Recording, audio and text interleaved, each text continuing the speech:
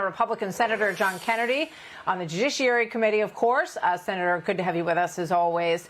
You know, I watched a video today that showed members of the Houthi rebels landing on a cargo ship. They came in on a helicopter. They swarmed this cargo ship that's Israeli-linked, and they took 25 people hostage. And the first thought that I had when I watched that, Senator, was how many terrorists have come across our border. And when and if, I pray that this doesn't happen, but we don't see a similar sort of situation here in the United States. What do you think about that? I think that the southern border is an open, bleeding wound. Since President Biden and Vice President Harris have been in office, about 8.4 million people have come into our country illegally. That's 4 Nebraskas. We don't have the slightest idea who they are. Why is that? Because this administration believes in open borders. Why is that? Because this administration has embraced the neo-socialist woke wing, loon wing of the Democratic Party. I mean, just look around. The American people may be poorer under President Biden, but they're not stupid. They see an open border. They experience inflation. They see the rampant crime. The American people look around and see the world on fire. The war in Ukraine, the war in the Middle East, the embers smoldering in China. And they have concluded that, fair or unfair, Martha, I'm not saying that this is accurate, but I can read a poll.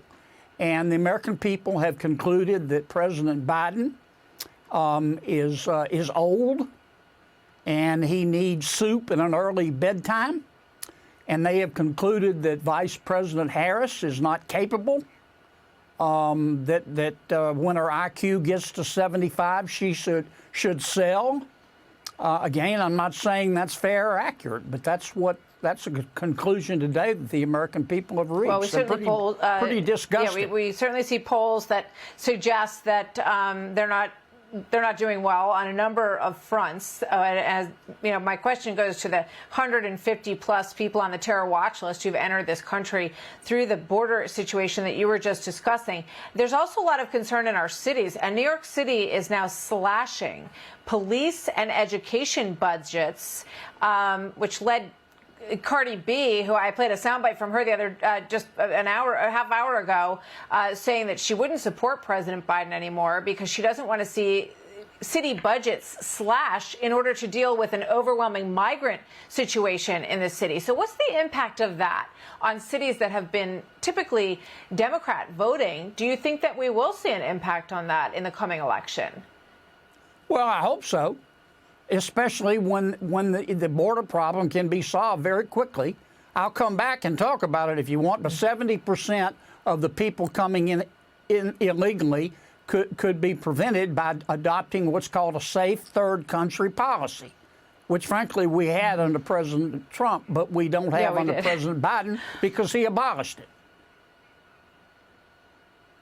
All right, Senator Kennedy, thank you very much. Yeah, that policy meant that you had to declare asylum in the first safe country that you got to, not go through several of them until you get into the United States in order to declare asylum. So we'll have more on that. Thank you very much, Senator. Always good to see you, sir. Thank you.